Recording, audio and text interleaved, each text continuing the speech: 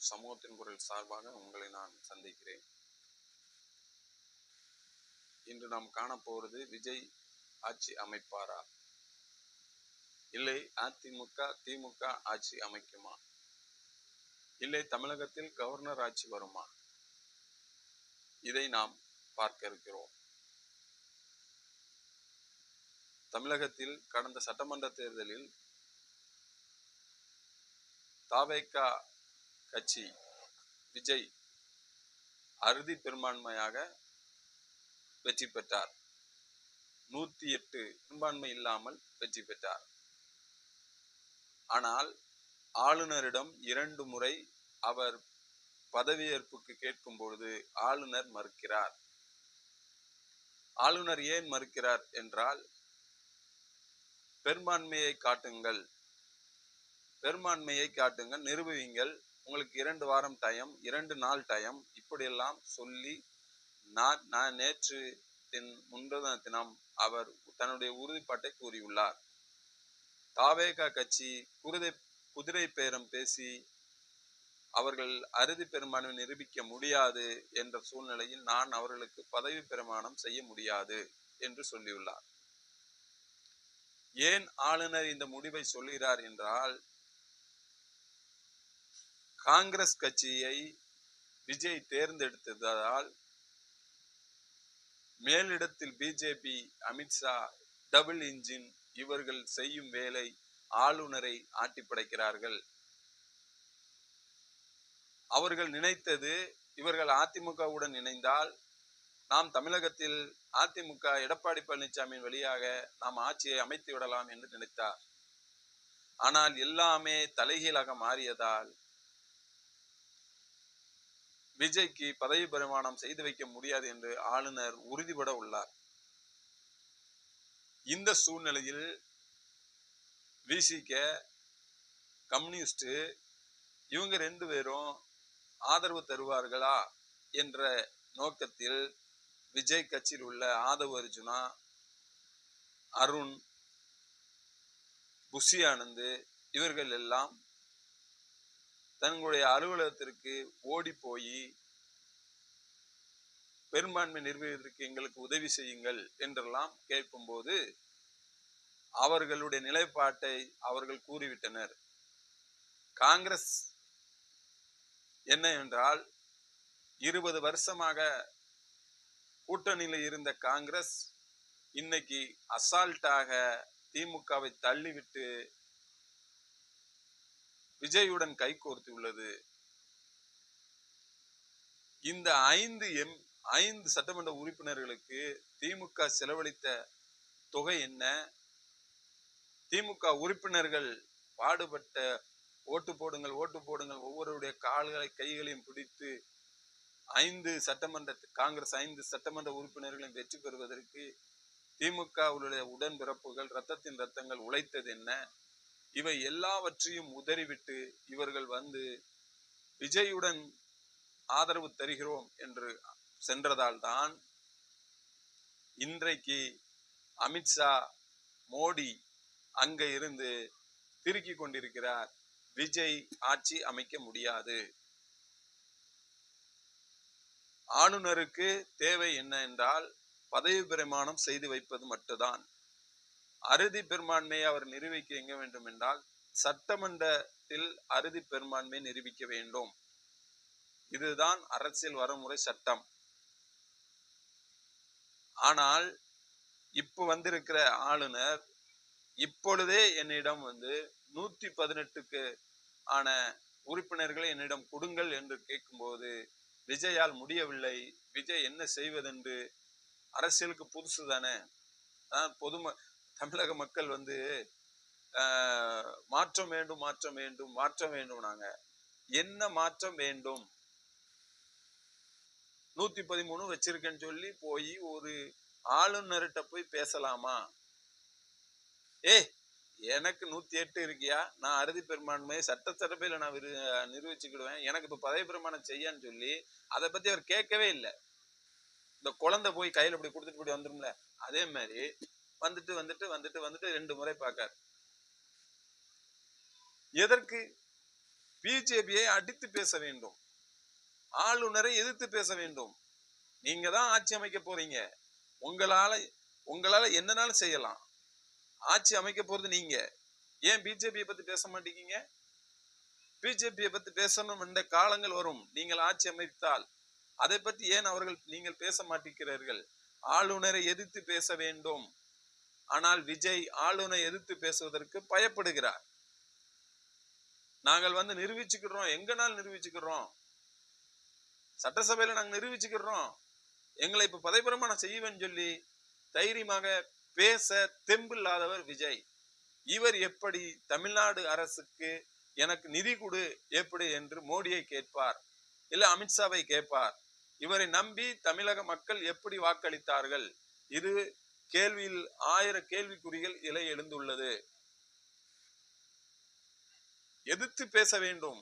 அதுதான் தமிழக அரசியலிலே திமுகவுக்கு அப்புறம் பிஜேபியை எதிர்த்து பேசுற தைரியம் உங்களுக்கு பொதுமக்கள் கொடுத்திருக்கிறார்கள். ஏன் உங்களால் அதை பேச முடியவில்லை? அறுதி பெருமானை நாங்க நிரூபிச்சுக்கிடுறோம், அதை நிரூபிக்க முடியாத நாங்க ஆட்சியை கலைச்சிக்கிறோம்னு சொல்லிட்டு எனக்கு இப்ப பதவி பிரமாணம் செஞ்சு வையா. வடக்கெல்லாம் உச்ச நீதிமன்ற தீர்ப்பே இருக்கு, உனக்கு அதிரி பிரமாணம் காட்ட வேண்டிய அவசியம் இல்ல. நீ பதவி பிரமாணம் செய்ய வேண்டியதான் ஆளுநருடையது. தீர்ப்பே இருக்கு, அந்த தீர்ப்பை சுட்டி காட்டி சொல்ல வேண்டியதானே. ஏன் பயம்? ஏன் பயம்? பிஜேபி எதிர்த்து பேச பயமாக இருக்கிறதா விஜய்க்கு என்ற கேள்விகள் ரத்தங்களிடம் இருந்து எழுந்துள்ளது. இதுல வேற காங்கிரஸ், அந்த காங்கிரஸ் இவ்வளவு நாளா பிஜேபிக்கு தலைவலியாக இருந்தது. இப்பொழுது 7.5 நாட்டு சனியாக விஜய் மேல போய் ஏறி உள்ளது என்று ரத்தங்கள் சொந்தங்கள் சொல்லிக் கொண்டிருக்கிறார்கள். காங்கிரஸ் என்று திமுகவை விட்டு வெளியே போனதோ அன்றைக்கே திரும்பி வராதீர்கள் என்ற கேஷ்டாக் எல்லா இடத்திலும் உருவாகிட்டது. இந்தியாவிலேயே காங்கிரஸை புறக்கணித்து தள்ளும் போது உங்களை பிரதமர் என்று கூப்பிட்டவர் தான் ஸ்டாலின், முதலமைச்சர் ஸ்டாலின். அவருக்கு துரோகம் செய்து சென்ற இந்த காங்கிரஸ் நாளைக்கு விஜய்க்கு துரோகம் செய்வார்களா, செய்ய மாட்டார்களா? காங்கிரஸ் 5 தொகுதி தான் வைத்திருக்கு, அப்படி சொன்னா 113 தொகுதி தான் ஆயிருக்கு. இவரை நம்பி ஏன் எப்படி விஜய் இறங்கினார்? அதான் அரசியலில் தந்திரம் வேணும், இல்ல அரசியல் புத்தி வேணும். 118 வேண்டும் என்றால் யாரை இவர்கள் கை கோர்த்திருக்க வேண்டும் என்றால் அதிமுகவை கை கோர்த்திருந்தால் இன்றைக்கு அவருக்கு பதவி பிரமாணம் செய்து வைத்திருப்பார். பதவி பிரமாணம் ஆளுநர் ஏன் செய்து வைத்திருப்பார் என்றால் அதிமுக நம்ம எல்லாத்துக்குமே தெரியும் பிஜேபியுடைய அடிமையுடைய கூடாரம். அதனால் உடனடியாக பதவி பிரமாணம் செய்து வைத்திருப்பார். ஆனால் இப்பொழுது இவர் காங்கிரசுடன் தொட்டதனால் 65 வருடங்களுக்கு அப்புறம் காங்கிரஸ் தமிழகத்தில் கூட்டணி ஆட்சி அமைக்கிறது, அதுவும் அமைச்சர் பதவிகளுடன் கூட்டணி ஆட்சி அமைக்கிறது என்பது பிஜேபிக்கு பிடிக்கவில்லை. இதனால் விஜயை புறம் தள்ளுகிறார்கள். டிஎஸ்பி, டிஜிபி, தலைமைச் செயலாளர் இவங்க எல்லாத்தையும் வரவழைச்சு ஆளுநர் ஏசியிருக்காரு. யாரை கேட்டி அவனுக்கு நீ கான்வா கொடுத்த? யாரை கேட்டு முதலமைச்சருடைய கான்வாங்களை அவங்களுக்கு வண்டிக்கு அனுப்புனீங்க? யாரை கேட்டு அவ்வளவு பதவி கொடுத்தீங்க? அவன் பெரும்பான்மை நிரூபிக்காத ஆளுக்கு நீ எப்படியா போய் அவ்வளவு சப்போர்ட் பண்ணீங்கன்ட்டு யாரை கேட்டியா 2 எஸ்பி மாத்துனீங்க? உங்களுக்கு மாத்த சொன்னது யாரியா? இப்படி எல்லாம் ஆளுநர் டிஜிபி, எஸ்பி, தலைமைச் செயலாளர் இவங்க எல்லாத்திற்கும் கொடுத்து டோஸ் கொடுத்திருக்காரு. அப்படி என்றால் விஜய் முதலமைச்சர் ஆவாரா? 1000 கேள்விக்குறிகள். இந்த கட்டத்துல விசிக, கம்யூனிஸ்ட் இவங்க ஆதரவு கொடுப்பாங்களா? அவங்க சொல்றாங்க நாங்க எங்க கட்சியுடைய கூட்டணி பண்ணிடுவோம். இருக்கிறது 2, 10 தொகுதியில 8 தொகுதியில 2 தான் ஜெயிச்சிருக்காரு திருமாவளவன். கம்யூனிஸ்ட் 5ல 2 ஜெயிச்சிருக்கு. இப்படி இருக்கிற பட்சத்துல இவங்க நான் 2 பேர் விசிகவே போனாலும் 13 15 தான் வரும். கம்யூனிஸ்ட் உள்ள போனா 18 வரும். ஆனால் இவர்கள் கொள்கை முடிவை எடுத்துக்கொண்டிருக்கிறார்கள். விஜயை பெரும்பான்மையை நிரூபிப்பது சட்டமன்றத்தில் என்று ஆளுநருக்கு தெரிந்தும் அவர் பதவிப்பிரமாணம் செய்யவில்லை என்றால் இவர் போட வேண்டிய நேரம் உச்ச நீதிமன்றத்தில் ஒரு கேஸ போட்டுற வேண்டியதான். என்கிட்ட 108 எம்எல்ஏக்கள் இருக்காங்க, எனக்கு ஆளுநர் பண்ண மாட்டேங்காருன்னு சொல்லி ஒரு உச்ச நீதிமன்றத்தில் ஒரு கேஸ போட வேண்டியதானே. ஏன் போட தயங்குறாரு? அப்போ விஜய் என்ன நினைக்காரு, ஒரு அதிருப்தி ஆயிட்டாரு. நம்ம முதலமைச்சர் ஆக மாட்டோம், நம்ம என்ன பண்ண போறோம்னு தெரியல அப்படின்னுட்டு. ஏன் பயப்படணும்? போடு, ஆளுநருக்கு எதிர்த்து ஒரு கேஸ போடு.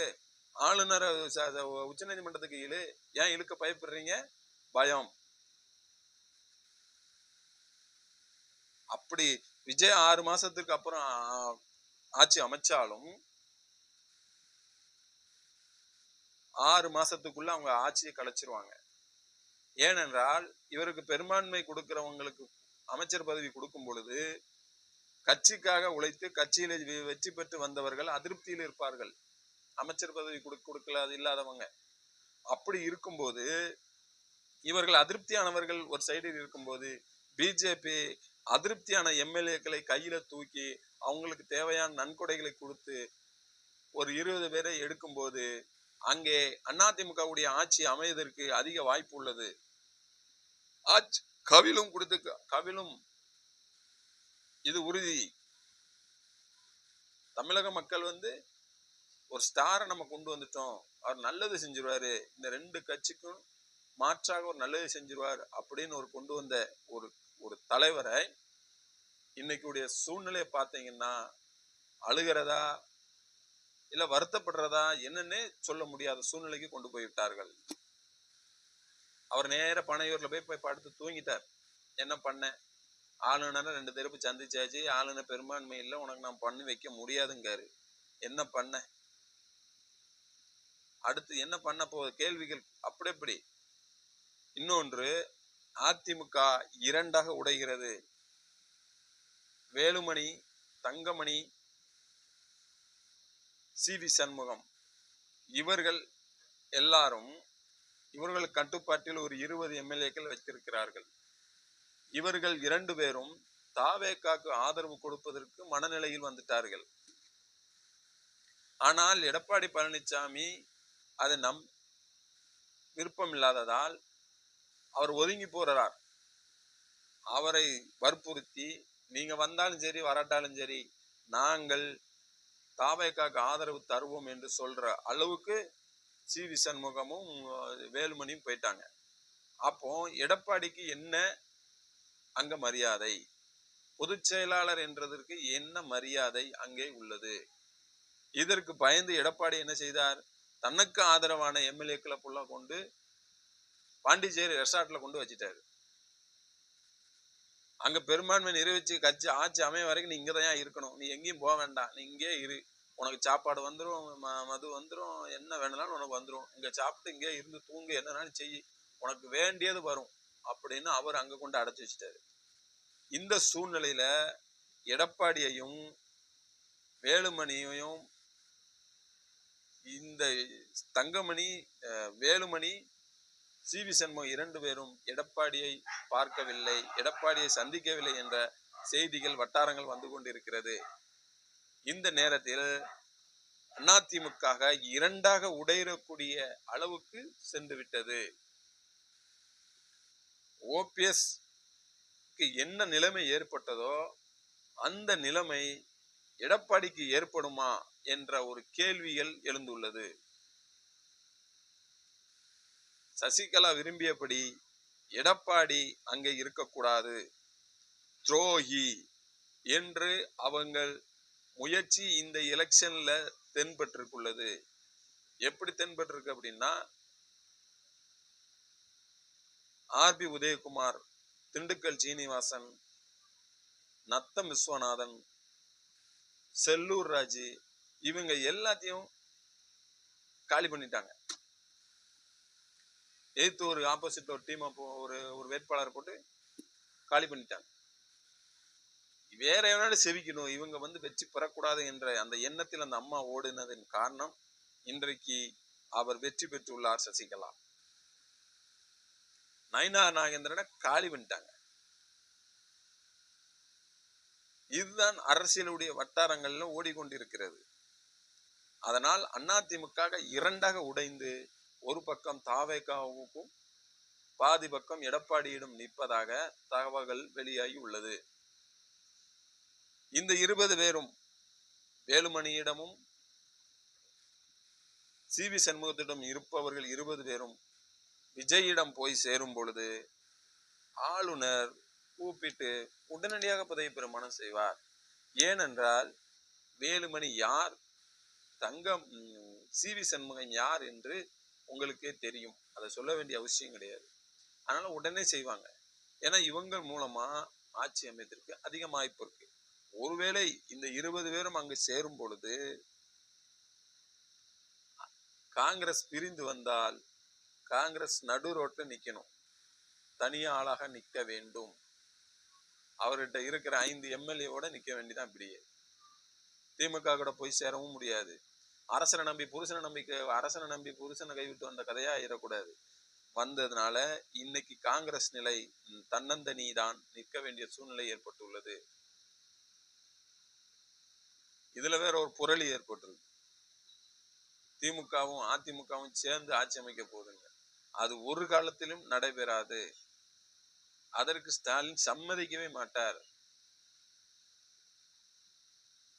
அப்படி நடக்கிறது கூட வாய்ப்பே கிடையாது.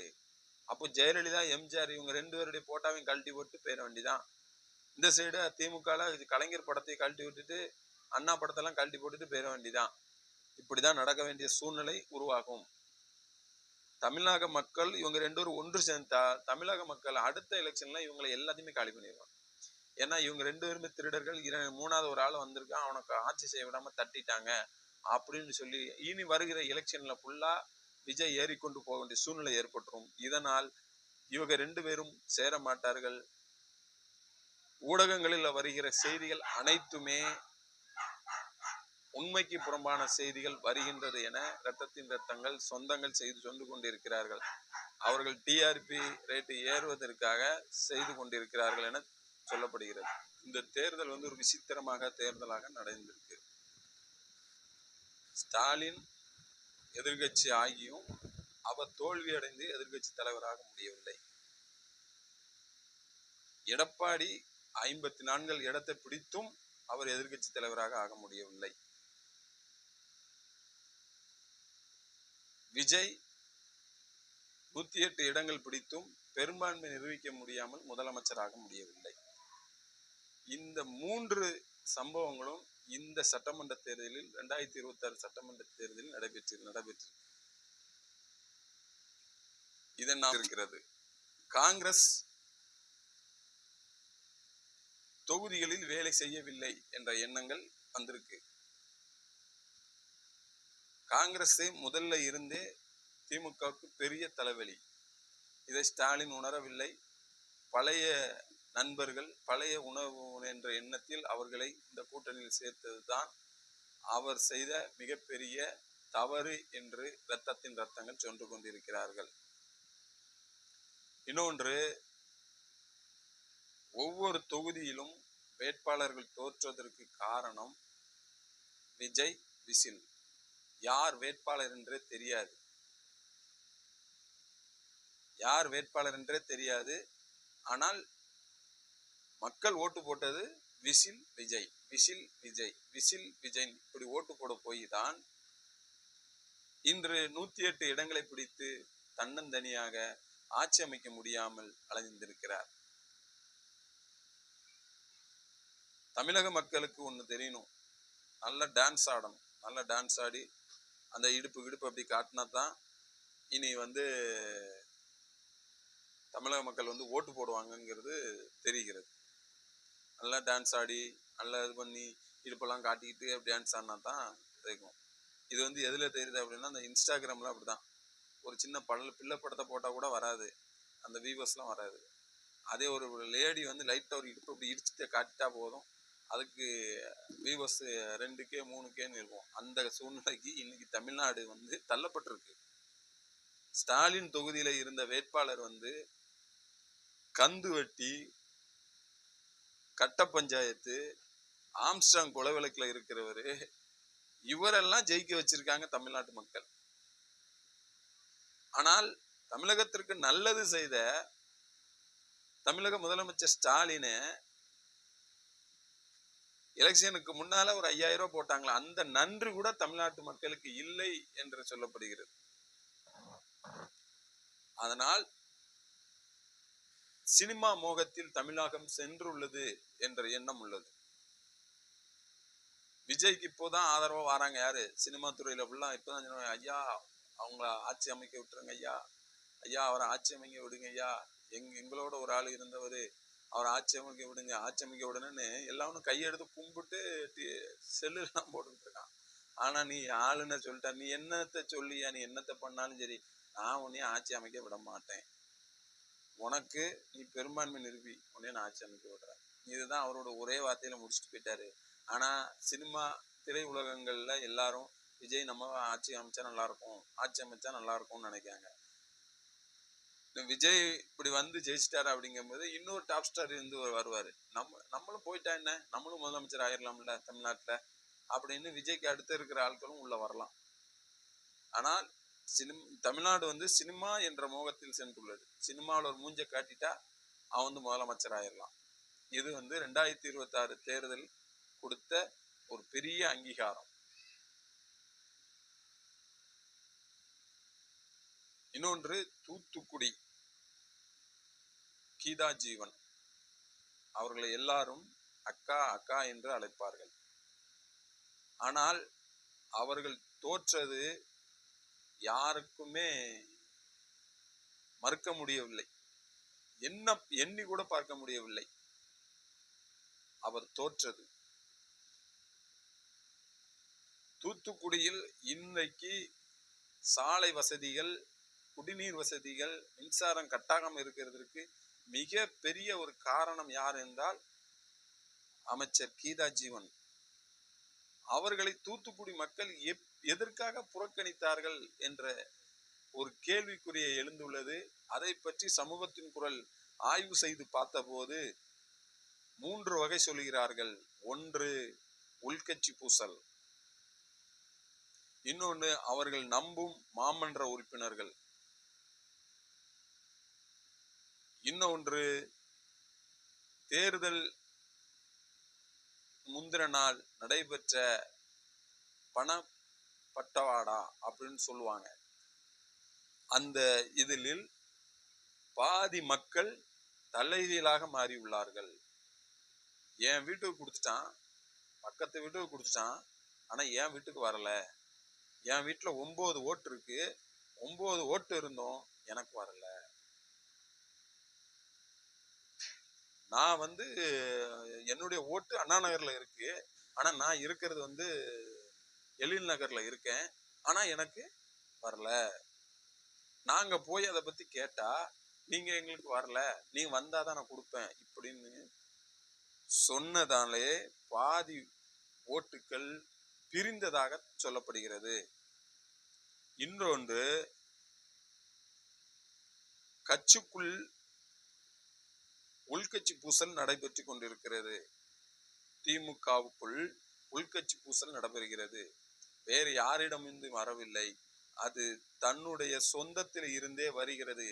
இதனால் தான் கீதா ஜீவன் தோற்கடிக்கப்பட்டார் என்ற எண்ணம் பொதுமக்களிடம் எழுந்துள்ளது, தூத்துக்குடி மக்களிடம் எழுந்துள்ளது.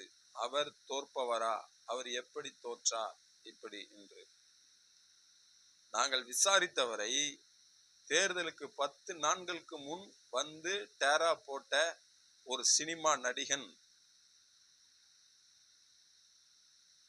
ஸ்ரீநாத் 10 நாளுக்கு முன்பு, தேர்தலுக்கு 10 நாளுக்கு முன்பு வந்து டேரா போட்டு ஸ்ரீநாத் வந்து இங்கே ஓட்டு கேட்டு சென்றவர், தூத்துக்குடியில் எத்தனை தொகுதி இருக்கு என்று தெரியாதவர், தூத்துக்குடியில் எத்தனை மாமன்ற எத்தனை மாமன்றங்கள் உள்ளது, எத்தனை வார்டுகள் உள்ளது என்று தெரியாதவர் இன்றைக்கு தூத்துக்குடியில் சட்டமன்ற தேர்தலில் ஜெயித்திருக்கிறார் என்றால் மிக பெரிய ஒரு கேள்விக்குறி. அப்போ என்றால் முந்தைய ஆட்சி செய்தவர்கள் சரியில்லையா என்ற கேள்வி பொதுமக்களிடம் எழுந்துள்ளது. கீதா ஜீவனுக்கு சென்ற இடம் எல்லாம் வரவேற்புகள் இருந்தது உண்மை. ஆனால் அவர்களுக்கு வாக்களிக்காத ஏன்? இதை ஆராய்ந்து பார்த்தால் அவர்கள் நம்பின உறுப்பினர்கள், வார்டு வரியாக இருக்கும் உறுப்பினர்கள் தான் அவர்களுக்கு, அவருடைய பகுதியில் இருக்கும் மக்களுக்கு ஓட்டு போடுங்கள், உதயசூரியனுக்கு ஓட்டு போடுங்கள் என்ற கேன்வாஸ் செய்யாமல் அவர்கள் யாரோ அவருடைய பேச்சை கேட்டுக்கொண்டு அவர்